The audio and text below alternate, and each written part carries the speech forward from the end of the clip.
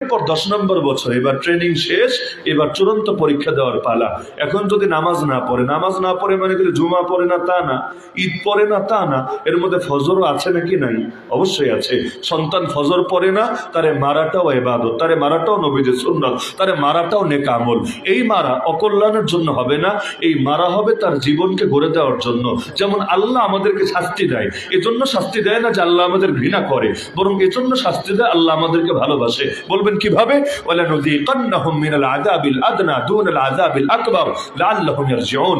আল্লাহ চায় এই ছোট ছোট শাস্তি পেয়ে যাতে সোজা হয়ে যায়, যাতে জাহান্নামের শাস্তি আর না পেতে হয়, আখিরাতের আযাব আর গজব যাতে ভোগ করতে না হয়। কারণ ছোটটা পেয়ে যদি ফিরে আসে আলহামদুলিল্লাহ, কিন্তু এতে যদি তার বুদ্ধি জাগ্রত না হয়, তাকে তো বড়টা পেতে হবে। তো অনেক সময় মাইট দেওয়া হয় মূলত মহব্বতের খাতিরে। যেমন আমাদের উস্তাদরা আমাদেরকে মেরেছে, আলহামদুলিল্লাহ আলহামদুলিল্লাহ। কেন? কারণ এই মাইরের বরকতে আল্লাহ তাআলা আমাদেরকে এই পথে লাগিয়ে রেখেছে, এই পর্যন্ত আসার তৌফিক দিয়েছে। ফাজাযাহুমুল্লাহু আন্না খায়রাল জাযা।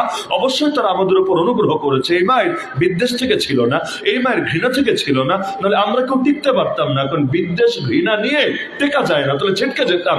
কিন্তু এই মায়ের ছিল সহনীয় পর্যায়ে, এই মায়ের ছিল মহব্বতের দাবিতে। তো প্রতিটা ক্ষেত্রে ন্যায় লাগে, প্রতিটা ক্ষেত্রে। ছাত্র উস্তাদের ক্ষেত্রে, উস্তাদ ছাত্রের ক্ষেত্রে, সন্তান বাপ মায়ের ক্ষেত্রে, বাপ মা সন্তানের ক্ষেত্রে। আজকাল আবার হকের বয়ান চলে একপাক্ষিক ভাবে। মানে কি? যে বাপ মায়ের বেলায় মানে সন্তানের কাঁধে কি কি হক অর্পিত আছে বাপ মায়ের ক্ষেত্রে, এটা নিয়ে যে পরিমাণ বয়ান চলে, সন্তানের ব্যাপারে কি কি হক আছে বাপ মায়ের কাঁধে, ওই পরিমাণ বয়ান কিন্তু চলে না। কি বিশ্বাস হয় না? ওই পরিমাণ চলে না। ফল হিসাবে সন্তান তো বাপের হক আদায়ের চেষ্টা করে, মায়ের হক আদায়ের চেষ্টা করে, কিন্তু বাপের উপরও যে কিছু হক অর্পিত আছে। যেমন যারা নিজেদের বাচ্চাদেরকে এলেম শিক্ষা দেয় নাই, ফরজে আইন পরিমাণ এলেম শিক্ষা দেয় নাই, এরা নিজের বাচ্চাকে ঠকিয়েছে। এই ঠকার জন্য আল্লাহর কাছে জবাব দিতে হবে। যারা নিজের বাচ্চা সুন্দর একটা নামই রাখে নাই, এখন তো হাবিজাবি কি সব নাম রাখে, বাচ্চাকে ঠকিয়েছে। এই ঠকানোর জন্য আল্লাহর কাছে জবাব দিতে হবে। এমনকি নবী বলেন, আল্লিমু আওলাদাকুম আল কিতাবাতা ওয়াস সিবাহাতা ওয়ার রিমায়া। তোমরা তোমাদের সন্তানদেরকে লেখা শিক্ষা দাও, সাঁতার শিক্ষা দাও, তীরন্দাজি শিক্ষা দাও। লেখা শিখতে চাইলে পড়া অটোই শেখা হবে, লেখার পর একটা আরেকটার সঙ্গে অঙ্গাঙ্গি ভাবে জড়িত। সাঁতার কেন শিখাবে? যাতে করে সে ব্রয়লার মুরগিতে পরিণত না হয়, বরঞ্চ যাতে করে তার মধ্যে, কারণ যে সাঁতার পারবে, ও আরব দেশে পুকুর কয়টা ছিল, আরব দেশে সাঁতার কাটার জায়গা কয়টা ছিল, সেখানে সাঁতারটাই যা ঠিক আছে, তাহলে দৌড়াদৌড়ি হাঁটাহাঁটি শরীর ঠিক রাখার যা লাগে ওটা এমনি ঠিক থাকবে। আর ওর রিমায়া মানে তীরন্দাজি, ওই যুগে যুদ্ধ করতো মূলত তরবারি দিয়ে। কিন্তু যারা তীরও ঠিক করে ফেলেছে, তীরের নিশানাও, ওদের তরবারি আর বাকি থাকবে না। এখন উপরেরটা আসলে নিচেরটা অটোই আসে। যদি কাউরে মুফতি সাহেব বলি, আলাদা করে মাওলানা সাহেব বলা লাগে না। কেন? মাওলানা না হয়ে মুফতি হওয়া যায় না। যদি বলি ইন্টার পাস, তাহলে এসএসসি পাস কিনে প্রশ্ন করা লাগবে না। কেন? ওই এসএসসি পাস না করে ইন্টার পর্যন্ত যাওয়াই তো যায় না, ধাপে ধাপেই তো যেতে হয়। তো উপরেরটা যে পারে, নিচেরটাও সে পারবে। তাহলে প্রতিটা ক্ষেত্রে হক তো দ্বিপাক্ষিক ভাবেই থাকে। যেমন আপনাদের বাপদের কাছে একটা হক আছে, এটা আপনারা কেউ আদায় করেন না। সেটা হলো সন্তানের বয়স 10 হলে নামাজ না পড়লে পিটাতে হয়, এটাও একটা হক। যদি না পিটান তাহলে নামাজ শিখবে কিভাবে? নামাজের আদেশ দিতে হয় 7 বছর থেকে। আদেশ, অনুরোধ না, আবদান না, ওগুলো 7-এরও আগে। কিন্তু 7 থেকে আদেশ, এই নামাজ পড়। কাউলুল কাইলি লিগাইরিহি আলা সাবিলিল ইস্তিআলা ইফআল। ওই 7 থেকে 10 বছর, 3 বছর তারে আদেশ করে করে অভ্যস্ত করবে। এরপর 10 নম্বর বছর, এবার ট্রেনিং শেষ, এবার চূড়ান্ত পরীক্ষা দেওয়ার পালা। এখন যদি নামাজ না পড়ে মানে কি জুমা পড়ে না তা না, ঈদ পড়ে না তা না, এর মধ্যে ফজরও আছে নাকি নাই? অবশ্যই আছে। সন্তান ফজর পড়ে না, তারে মারাটাও ইবাদত, তারে মারাটাও নবীদের সুন্নাত, তারে মারাটাও নেক আমল। এই মারা অকল্যাণের জন্য হবে না, এই মারা হবে তার জীবনকে গড়ে দেওয়ার জন্য। যেমন আল্লাহ আমাদেরকে শাস্তি দেয়, এজন্য শাস্তি দেয় না যে আল্লাহ আমাদের ঘৃণা করে, বরং এজন্য শাস্তি দেয় আল্লাহ আমাদেরকে ভালোবাসে। বলবেন কিভাবে? ওয়ালানুযীকান্নাহুম মিনাল আযাবিল আদনা দুনাল আযাবিল আকবার লাআল্লাহুম ইয়ারজিউন। আল্লাহ চায় এই ছোট ছোট শাস্তি পেয়ে যাতে সোজা হয়ে যায়, যাতে জাহান্নামের শাস্তি আর না পেতে হয়, আখিরাতের আযাব আর গজব যাতে ভোগ করতে না হয়। কারণ ছোটটা পেয়ে যদি ফিরে আসে আলহামদুলিল্লাহ, কিন্তু এতে যদি তার বুদ্ধি জাগ্রত না হয়, তাকে তো বড়টা পেতে হবে। তো অনেক সময় মাইট দেওয়া হয় মূলত মহব্বতের খাতিরে। যেমন আমাদের উস্তাদরা আমাদেরকে মেরেছে, আলহামদুলিল্লাহ আলহামদুলিল্লাহ। আলহামদুলিল্লাহ। কেন? কারণ এই মায়ের বরকতে আল্লাহ তাআলা আমাদেরকে এই পথে লাগিয়ে রেখেছে, এই পর্যন্ত আসার তৌফিক দিয়েছে। ফাজাযাহুমুল্লাহু আন্না খায়রাল জাযা। অবশ্যই তারা আমাদের উপর অনুগ্রহ করেছে। এই মায়ের বিদ্বেষ থেকে ছিল না, এই মায়ের ঘৃণা থেকে ছিল না, নাহলে আমরা কেউ টিকতে পারতাম না। কারণ বিদ্বেষ ঘৃণা নিয়ে টেকা যায় না, তাহলে ছিটকে যেতাম। কিন্তু এই মায়ের ছিল সহনীয় পর্যায়ে, এই মায়ের ছিল মহব্বতের দাবিতে। আলহামদুলিল্লাহ, ওই মায়ের বরকতে আল্লাহ অনেক কিছু সোজা করে দিয়েছে। তো দেখা যায় সন্তানকে যারা নামাজের জন্য মারতে জানে তারা সন্তানের হক আদায় করে, আর যারা সন্তানকে মারে না, 10 বছরের বাচ্চার উপর নামাজ ফরজ না, তারাই যদি মারতে হয় তাহলে 20 বছরের বাচ্চারে কি করতে হয়? চুমা দিতে হয়। 25 বছরের বাচ্চারে কোলে তুলে নাচতে হয়। আরে হয়তো নামাজ পড়বি, না হলে তোর খবর আছে, তোর মাথায় পানি ঢেলে দিব, তোরে একেবারে বিছানার মধ্যে শীতের দিনে গোসল করায় ছাড়বো, নামাজ পড়বি না, আবার কোনো আপোষ নাই। তো আলহামদুলিল্লাহ, এগুলো করলে গতকাল আমার চিটাগাঙে এক সিনিয়র পার্সনের সঙ্গে দেখা, সিআইপি বুঝেন তো, 9 বারের সিআইপি, মানে যেন তেন ফিগার না, বিশাল বড় ব্যক্তিত্ব, একেবারে কুয়েত বলেন, দুবাই বলেন, আরব আমিরাত বলেন, মক্কা বলেন, প্রায় সব জায়গায় তার জায়গা জমি বাড়ি ঘর সবই আছে, বিশাল প্রতিষ্ঠিত লোক। তো আগে আসলো, কথাবার্তা হলো, মাহফিলে বয়ানও শুনলো, পুরোটা শেষে আজকে সকালে আমাকে ভয়েস দিল। আমাকে বলছে যে হুজুর, একটা কথা আমার খুব দিলে লেগেছে, ফজর নামাজ নিয়ে কিছু আলোচনা ছিল। বলল যে আলহামদুলিল্লাহ, আমার বাবা, তিনি তার বাবার কথা বলছেন, তিনি নিজেই মুরব্বী, তার বাবা কোন যুগের লোক, যে আমাদেরকে বলে দিয়েছিল যে সব ব্যাপারে আপোষ চলবে, নামাজের ব্যাপারে তোদের সাথে কোনো আপোষ চলবে না। যদি খালি কোনো একদিন দেখেছি তোরা ফজরের টাইম কম্বলের তলে মসজিদে তোরা যাস নাই, ওই দিন থেকে ত্যায্য পুত্র। এত বড় হুমকি যে ওদিন থেকে ত্যায্য পুত্র। তো বাপের হুমকির ভয়ে আমরা এতটা কম্পিত থাকতাম যে বাকি কিছু ব্যাপারে তো ঢিলামি থাকেই মানুষের, তো নামাজ নিয়ে ঢিলামির কল্পনাও আসে নাই জীবনে। নাহলে বাপ আর ঘরেই রাখবে না, ঘরে জায়গায় দিবে না, একদম ঘাড় ধাক্কা দিয়া বের করে দিবে, সন্তান বলে পরিচয় দিবে না। তো তার সেদিনের মেহনতের বরকতে আল্লাহ কি বানিয়েছে? আরে আলেম তো আলেম, কিন্তু দেখা যায় আল্লাহর বান্দা মানে সাধারণত কোনো আলেম না, যদিও বড়দের সহবত পেয়েছে, নানপুর রহমতুল্লাহ সহবত পেয়েছেন, এবং হাটাজারি বলেন, বাবুনগর বলেন, মেখল বলেন, এরকম বড় বড় কোনো মাদ্রাসা নাই যে মাদ্রাসায় প্রতি বছর তিনি বিশাল অ্যামাউন্ট, মানে যেটা কখনো লাখের কোঠায় কখনো কোটি অতিক্রম করে, এরকম বিশাল অ্যামাউন্ট দান করেন না। কিন্তু আল্লাহর বান্দা এই বয়সে এসেও, বয়স 65, এই বয়সে এসেও এমন কোন রাত নাই যেই রাতে তাহাজ্জুদে কাঁদতে কাঁদতে দাড়ি ভিজায় না। আমাদের তো দোয়ায় কান্নাও আসতে চায় না, চোখগুলো শক্ত হয়ে গেছে, দিলগুলো পাথর হয়ে গেছে। কিন্তু একজন জেনারেল মানুষ হয়ে রাতে সাধারণত খুব কমই ঘুমায়। মূল ঘুমায় হলো ফজরের পর ইশরাক পরে, বাস বাকি টাইমটা 12টা 1টা পর্যন্ত একটানা ঘুমায়। কিন্তু রাতে এত কাঁদা কাঁদে যে দেখা যায় দাড়ি পর্যন্ত ভিজিয়ে ফেলে। আজকে সকালে যখন আমার সাথে কথা হচ্ছিল ফোনে, বলছে হুজুর নামাজ পড়ে কোরআন তেলাওয়াত করছিলাম, এর মধ্যে আপনার কল এসেছে। তাহলে দেখা যাচ্ছে একজন জেনারেল মানুষ হয়ে এই পরিমাণ আমল করছে, যে পরিমাণ আমল হয়তো আমিও ঠিকভাবে করতে পারি না। তাহলে নিঃসন্দেহে এটা আল্লাহ তাআলার বিশেষ দয়া, বিশেষ অনুগ্রহ, বিশেষ ভালোবাসা ছাড়া কিছু না। হ্যাঁ, এর মানে কেউ আলেমের থেকে শ্রেষ্ঠ হয়ে গেল সব দিকে, বিষয়টা তা না। কিন্তু একজন সাধারণ মানুষ হয়েও এত ইবাদত করা যেন তেন কথা না। তো ছোটবেলায় নামাজের মহাব্বত তার বাপ ঢুকিয়ে দিয়েছে, এখন বুড়া হওয়ার পর আলহামদুলিল্লাহ ওই মহাব্বত তার মধ্যে জারি আছে। ছোটবেলার অভ্যাস কিন্তু সহজে যায় না, এজন্য চেষ্টা করবেন এই সুন্নাতটার উপর সবাই আমল করবেন। নামাজের জন্য বাচ্চারে পিটাবেন, পারবেন না ইনশাআল্লাহ। অন্য কিছুর জন্য মারলে মারেন, না মারলে না মারেন, কিন্তু নামাজের জন্য পিটাবেন। আজকে প্রয়োজনে, আজকে রাত হয়ে গেছে, না পারলে কালকে একটা বেতের লাঠি কিনবেন, কিনে ঘরের মধ্যে ঝুলায় রাখবেন এবং পাশে লিখে দিবেন আদবের লাঠি বা সালাতের লাঠি। মানে এই লাঠি কোনো জুলুমের জন্য না, এই লাঠি কোনো অন্যায় অত্যাচারের জন্য না, এই লাঠি হলো সালাতের জন্য, নামাজের জন্য। কারণ দুনিয়ার তোরে যদি একটু শাস্তি না দিই, তোর জাহান্নামে যাওয়া লাগবে, তোর কবরের আযাবে পড়া লাগবে। কারণ কিয়ামতের প্রথম প্রশ্নই হবে নামাজ নিয়ে। যার নামাজ ঠিক তার সব ঠিক, যার নামাজে ভেজাল তার সবকিছুতে ভেজাল। তো যদি একটু শাসন টাসন করেও অন্তত কবরের আযাব থেকে বাঁচায়া দেওয়া যায়, জাহান্নামের আযাব থেকে বাঁচায়া দেওয়া যায়, আলহামদুলিল্লাহ, এর চাইতে বড় আর কি লাগে। তো ন্যায়, প্রতিটা ক্ষেত্রে ন্যায়ের মানদণ্ড হবে কোরআন এবং সুন্নাহ। আল্লাহ যা বলেছেন ন্যায়, রাসূল যা বলেছেন ন্যায়, আর বিপরীত যা হবে সবই অন্যায়। মনে থাকবে ইনশাআল্লাহ। ইসলাম নিজেই মাঝামাঝি, ইসলামের বাইরে যা আছে হয়তো বাড়াবাড়ি নয়তো ছাড়াছাড়ি। ইসলামের নাম হলো সিরাতে মুস্তাকিম। মুস্তাকিম মানে এমন একটা রাস্তা, যেই রাস্তাটা একদম সোজা, বাঁকাতেরা কিচ্ছু নাই, যেই রাস্তায় কোনো বাড়াবাড়িও নেই, কোনো ছাড়াছাড়িও নেই। আল্লাযী লা গুলুওয়া ফীহি ওয়া লা তাফরীত। তো ইসলাম মানেই মধ্যপন্থা, ওয়া কাযালিকা জাআলনাকুম উম্মাতাও ওয়াসাতা। সুতরাং যেটা ইসলাম সেটাই ন্যায়, যেটা অন ইসলাম সেটাই অন্যায়। তাহলে ন্যায় কারে বলে? ক্লিয়ার। তাহলে ন্যায় বিচার মানে ইসলামী বিচার। সহজ ভাষায় ন্যায় বিচার মানে ইসলামী বিচার, যেটা জাহেলি বিচার দেখতে যতই সুন্দর হোক, আমার বিবেকে যত যৌক্তিক মনে হোক, সেটাকে আমি ন্যায়ের মানদণ্ড মানতে পারি না। কারণ ওগুলোকে যদি ন্যায়ের মানদণ্ড ধরতে শুরু করি, আল্লাহ আকবার এই বাক্যের লাজ আর থাকে না। কারণ আল্লাহ আকবার মানে আল্লাহ বড়, আল্লাহ সবার চাইতে বড়।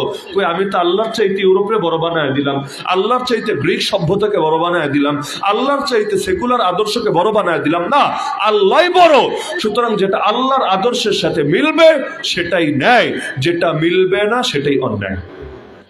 তো ন্যায় বিচার প্রতিষ্ঠা মানে ইসলাম প্রতিষ্ঠা।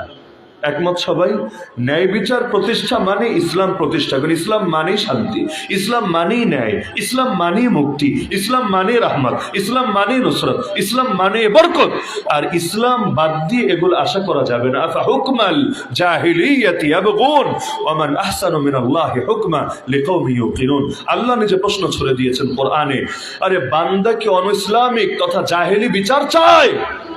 বিশ্বাসী সম্প্রদায়ের জন্য তথা ঈমানদার বান্দাদের জন্য আল্লাহর চাইতে উত্তম বিচারক আর কে হয়? পারলে জবাব দেন, আল্লাহর চাইতে উত্তম বিচারক কে হয়? আল্লাহ প্রশ্ন করেছে এজন্য না যে আল্লাহ জানে না, বরং আল্লাহ প্রশ্ন করেছে বিবেককে জাগ্রত করার জন্য। তাহলে এখানে যে লেখা আছে ন্যায় বিচার প্রতিষ্ঠা, আমি যদি বলি যা ন্যায় বিচার প্রতিষ্ঠা তাই ইসলাম প্রতিষ্ঠা, যা ইসলাম প্রতিষ্ঠা তাই ন্যায় বিচার প্রতিষ্ঠা। সুতরাং কেউ যদি ন্যায় বিচার চায় তাকে ইসলাম চাইতে হবে, কেউ যদি ইসলাম চায় সে ন্যায় বিচার চেয়ে ফেলেছে। কেউ যদি ন্যায় বিচার প্রতিষ্ঠা করতে চায় বাংলার বুকে, তাকে ইসলাম প্রতিষ্ঠা করতে হবেই হবে। ইসলাম বাদ দিয়ে তুমি যাই প্রতিষ্ঠা করো কেন, আর যাই হোক, অন্তত ন্যায় বিচার আসবে না বাংলার বুকে। একটা ছোট্ট উদাহরণ দেই, যদিও কষ্ট পেতে পারেন কেউ কেউ, সবাই না হলে।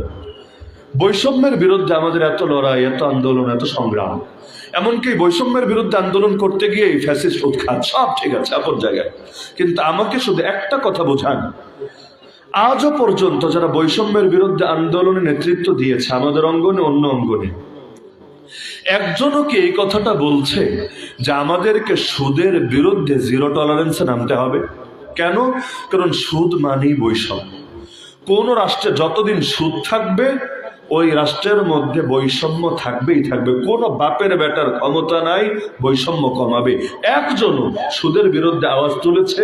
অথচ সুদ মানে গরিবের রক্ত চুষে খেয়ে খেয়ে খেয়ে অল্প কিছু লোক, খুবই অল্প। বাংলাদেশে মানুষ যদি থাকে 16 কোটি, যাদের সংখ্যা 16 লাখও না, এত কম, গুটি কয়েক লোক, তারা শুধু ফুলবে আর ফুলবে আর ফুলবে। এই বাংলাদেশে আজকে 4 কোটির বেশি মানুষ, 4 কোটির বেশি মানুষ দারিদ্র সীমার নিচে আছে। এই বাংলাদেশেরই এমন সন্তানও আছে সিঙ্গাপুরের প্রথম 20 জন ধনীর মধ্যে যে অন্যতম, যার নাম প্রথম 20 ধনীর মধ্যে আছে। এত ব্যবধান কেন? এত ব্যবধান কেন বুঝান? কৃষক 20 টাকা করে ফুলকপি তার কেজি বিক্রি করতে হচ্ছে, অথচ 2 টাকা করে বিক্রি করতে হচ্ছে, অথচ তার খরচ হয়েছে পার পিস 10 টাকা, পার কেজি 10 টাকা। আজকে দেখলাম বণিক বার্তায় রিপোর্ট করেছে যে তাকে মানে কেজি ধরে, আমরা কিনছি বেশি দামে সেটা ভিন্ন আলাপ, কিন্তু কৃষক কেজি হিসাবে মানে হিসাব করলে সে পায় মাত্র 2 টাকা করে, কিন্তু তার খরচ গিয়েছে 10 টাকা করে। তাহলে এই যে কৃষকও ঠকে, আবার আমারও বেশি দাম দিয়ে কিনতে হয়, মাঝখানেরটা কই যায়? ওই মাঝখানের সিন্ডিকেট যতদিন ভাঙা না যাবে, সিস্টেমটাই এখন এই সিস্টেম যতদিন ভাঙা না যাবে বৈষম্য দূর হবে না। এটা নিয়ে কে কথা বলছে? সব বাদ দিলাম, ভ্যাট। এই যে অল্প কয়েকদিনের মধ্যে ভ্যাট বাড়ানোর আলোচনা চলছে, কলের দাম, তারপর ইন্টারনেটের দাম, তারপর বিমানের টিকিটের দাম, ওষুধের দাম, মৌলিক প্রয়োজনীয় 45টা জিনিসের দাম বাড়ানোর উদ্যোগ হচ্ছে। মানে দাম বাড়াবে না, কর যদি বাড়ায়, ভ্যাট বাড়াবে আর সম্পূরক শুল্ক বাড়ায় দেয়, তাহলে অটো তো দাম বাড়বে, দাম তো আর কমার কোনো সুযোগ নাই। তাহলে দেখা যাচ্ছে এই যে ভ্যাট মানে কি? ভ্যাট মানে বুঝেন? ভ্যাট মানে হলো একজন ভিখারি যার মাত্র 100 টাকা আছে, বেশি কিছু না, 100 টাকার মালিক সে, আর আরেকজন কোটিপতি যে 100 কোটি টাকার মালিক। একজন শুধু 100 টাকার মালিক, আর একজন 100 কোটি টাকার মালিক।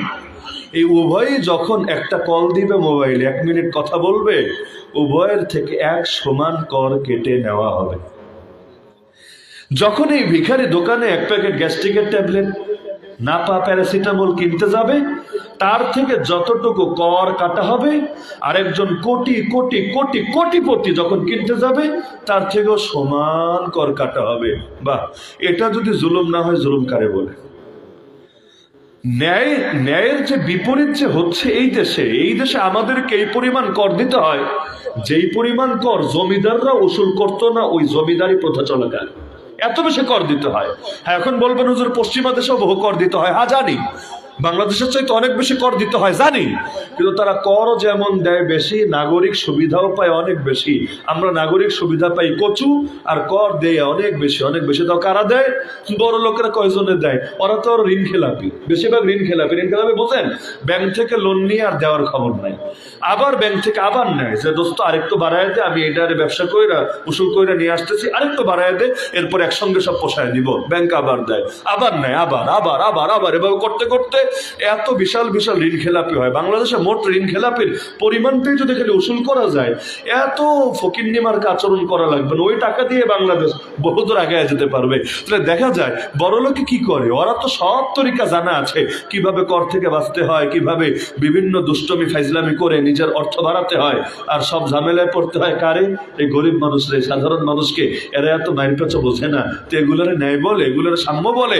ভাই, বৈষম্যের বিরুদ্ধে আন্দোলন করতে চাইলে তোমাকে পুঁজিবাদের বিরুদ্ধে যুদ্ধ করতে হবে, তোমাকে সেকুলারিজম ধর্মনিরপেক্ষতাবাদের বিরুদ্ধে যুদ্ধ করতে হবে, তোমাকে ইসলামের কথা বলতে হবেই হবে। কারণ ইসলাম বাদ দিয়ে যেই মতবাদের কথা বলবা আমরা চোখে আঙ্গুল দিয়ে ধরায় দিতে পারবো ওই মতবাদের মধ্যেও প্রচুর পরিমাণ বৈষম্য রয়ে গেছে। বৈষম্য নাই কোথায়? আমেরিকায় নাই বৈষম্য, নাই কোথায়? লন্ডনে নাই বৈষম্য, নাই কোথায়? মানুষের বানানো সব আদর্শে বৈষম্য আছে। রব্বুল আলামিন যে আদর্শ দিয়েছেন ওই আদর্শ বৈষম্যের ঊর্ধ্বে আছে, বৈষম্যহীন সাম্যের পরিবেশে আছে। সুতরাং ন্যায় বিচার প্রতিষ্ঠা করতে চাইলে ইসলাম প্রতিষ্ঠা করা লাগবে নাকি লাগবে না? তো এখন ন্যায় বিচার প্রতিষ্ঠার তরিকা কি? ব্যাস জবাব হয়ে গেছে। ইসলাম প্রতিষ্ঠার তরিকা যা, ন্যায় বিচার প্রতিষ্ঠার তরিকাও তা। কারণ যা ইসলাম তাই ন্যায়। এখন ন্যায় বিচার কোর্টের প্রতিষ্ঠা করতে হবে, ন্যায় বিচার পার্লামেন্টের প্রতিষ্ঠা করতে হবে, এমনকি ন্যায় অর্থনীতিতেও ঢোকাতে হবে। সব জায়গায় ন্যায় আর ন্যায় আর ন্যায়। কারণ ন্যায়ের বিপরীতটাই অন্যায়, নীতির বিপরীতটাই দুর্নীতি। সুতরাং ন্যায় বিচার প্রতিষ্ঠা নিয়ে যে অস্পষ্ট শিরোনাম দেওয়া হয়েছে, আমি আশা করি সবগুলো পয়েন্টে মোটামুটি চলে এসেছে। গুরুত্ব কি, তাৎপর্য কি, ফজিলত কি এবং প্রতিষ্ঠার পদ্ধতি কি, মোটামুটি ক্লিয়ার হয়েছে তো সবার সামনে, নাকি হয় নাই? তো সুতরাং এখন সকলের প্রতি আমার উদাত্ত আহ্বান, সেটা হলো 10-এর লাঠি 1-এর বোঝা। এই কথা তো শুনেছেন, 10-এর লাঠি 1-এর বোঝা। ন্যায় বিচার প্রতিষ্ঠা করা গুরুত্বপূর্ণ, বুঝলাম। প্রতিষ্ঠা করবেটাকে? জিবরিল আমিন দুনিয়াতে এসে প্রতিষ্ঠা করে দিয়ে যাবে? মঙ্গল গ্রহ থেকে এলিয়েনরা এসে প্রতিষ্ঠা করে দিয়ে যাবে? অথবা শুধু মেসাব যারা আছে এরা প্রতিষ্ঠা করে নিজেরাই সব প্রতিষ্ঠা করে উল্টে ফেলবে? না, এর জন্য আমাদের সবাইকে আগে আসতে হবে। কুল্লুকুম রাইন ওয়া কুল্লুকুম মাসউলুন আন রাইয়াতিহি। তোমরা প্রত্যেকেই দায়িত্বশীল, নবী বলে গিয়েছেন তোমরা প্রত্যেকেই দায়িত্বশীল, প্রত্যেকেই নিজের দায়িত্বের ব্যাপারে জিজ্ঞাসিত হবে। সুতরাং সবাই দিলের মধ্যে বসাই, যেখানেই অন্যায় সেখানেই প্রতিবাদ, যেখানেই অন্যায় সেখানেই প্রতিরোধ। ওই যে আন্দোলনের পর অনেক দেয়ালে লেখা দেখেছি, ঘুষ চাইলেই ঘুষি। মাশাআল্লাহ, ভালো কথা। যদি এমন হয় যে ঘুষ চাইলেই ঘুষি, এই সুন্নাত জিন্দা করা যায়, দেখবেন নাক বাঁচানোর ভয় অনেকে আর ঘুষ খায় না। কেন? এটা একটা ব্র্যান্ড হয়ে যাবে, একটা ট্রেডমার্ক হয়ে যাবে, যে কারো যদি নাক ভাঙা দেখা যায় বোঝা যাবে এটা ঘুষ চেয়েছিল কারো কাছে, এজন্য ঘুষি একটা মেরে আর নাকটাই মস্কায় দিয়েছে। এখন অন্তত নাক হেফাজতের স্বার্থে, কারণ নাক তো আর লুকায় রাখা যায় না, নাক তো এটা সামনে সামনেই থাকে। তো এখন যদি দেখা যায় যে না, কারো নাকে ঝামেলা আছে, লোকে যা বোঝার তা ঠিকই বুঝে নেবে। এমনকি যদি দেখা যায় যে সব নাক ভস্কানোওয়ালারা মাস্ক পরে ঘুরে বেড়ায়, তাহলে মাস্ক নিয়েও মানুষ সন্দেহ পোষণ করতে শুরু করবে, মাস্ক আছে মানে ওর নাকে ঘুষ চেয়ে ঘুষে খেয়েছে। তো দেখা যায় খারাপ না, যদি এভাবেও করা যায়, যেখানে অন্যায় সেখানেই প্রতিরোধ। এখন প্রতিরোধের তরিকা যাই হোক, হাত দিয়েই হোক, জবান দিয়েই হোক, কলম দিয়েই হোক, ইনশাআল্লাহ সুম্মা ইনশাআল্লাহ আলো আসবেই, পরিবর্তন আসবেই। এটা একজন দুজনকে দিয়ে হবে না, 10 জন 20 জনকে দিয়ে হবে না। 2013-তে বিজয় আসলো না কেন? 2024-এ বিজয় আসলো কেন? কারণ 2013-তে জাতি ভেবেছে হুজুরদের কাজ হুজুররা করুক, আমাদের কি ঢাকা বলেছে। নবীর ইজ্জত হেফাজতের দায়িত্ব হুজুরদের, হুজুররা করুক। কাদিয়ানীদের অমুসলিম ঘোষণা করার ঠিকাদারি হুজুরদের, হুজুররা করুক। শাতিমে রাসূল নাস্তিক ব্লগারদের বিচারের আওতায় আনা হুজুরদের কাজ হুজুররা করুক, আর আমরা বসে বসে ললিপপ খাই। অথচ ওই রাত্রে গোটা জাতি যদি হুজুরদের সাথে একযোগ হতো, সবাই যদি একসঙ্গে ময়দানে নেমে আসতো, যেই জিনিস আগস্টের 5 তারিখ হয়েছে ওই জিনিস 2013-র 5ই মে হয়ে যেত। কিন্তু তখন অনেক উস্কাতে দিয়েছে পেছন থেকে, অনেক রাজনৈতিক দল ওয়াদা দিয়ে পরে ভণ্ডামি করেছে, পরে ভেগেছে। কিন্তু পরবর্তীতে সবচাইতে বেশি ক্ষতি খালি হুজুরদের হয়নি, তাদের নিজেদেরও হয়েছে। দেখা যায় সবাই মিলে যদি জাগে, পরিবর্তন আসে। যেমন এইবার কিন্তু ঠিকই এসেছে। কেন? দলীয় ব্যানার ভুলে গিয়ে, নেতা নেত্রী সব ভুলে গিয়ে সকলে মোটামুটি পরিচয়ের ঊর্ধ্বে উঠে ছাত্রদের সঙ্গে গিয়ে ময়দানে নেমেছে। আলহামদুলিল্লাহ, আপামর জনসাধারণ, রাজনীতি অরাজনীতি সবাই একসাথে যখন নেমেছে, আল্লাহ তাআলা একটা বড় পরিবর্তন করেছে। এখন সবাই নেমেছে মানে যে 16 কোটি নেমেছে তা না, 2 কোটি 4 কোটি 6 কোটি 8 কোটি নেমেছে, 50% ধরলাম নেমেছে, বাকিরা তো নামে নাই। সবাই লাগে না, কিন্তু 30%, 40%, 50% জাগলেও সমাজ পরিবর্তন হয়। তাহলে আজকের বাংলাদেশে এখনো কেন ন্যায় বিচার প্রতিষ্ঠা হচ্ছে না? কেন ইসলাম প্রতিষ্ঠা হচ্ছে না? কারণ মানুষ তো বহুত আছে, কিন্তু কেউ জাগতে রাজি হচ্ছে না। সবাই ভাবে হুজুররা আছে, সবাই ভাবে ইমাম সাহেবরা আছে, সবাই ভাবে বক্তা সাহেবরা আছে, সবাই ভাবে অমুক তমুক সংগঠন আছে, ব্যাস আমার কাজ হলো বসে বসে তামাশা দেখতে থাকে। না, এভাবে পরিবর্তন আসবে না। অন্তত বড় একটা সংখ্যারে একসঙ্গে জাগতে হবে, একসঙ্গে নামতে হবে, ঐক্যবদ্ধ হয়ে বাতিলের বিরুদ্ধে রুখে দাঁড়াতে হবে। তাহলে আজ হোক কাল হোক, পরিবর্তন আসবেই আসবে ইনশাআল্লাহ। আল্লাহ আমাদের সবাইকে সেই পরিবর্তিত বাংলাদেশ দেখে যাওয়ার তৌফিক দান করুন।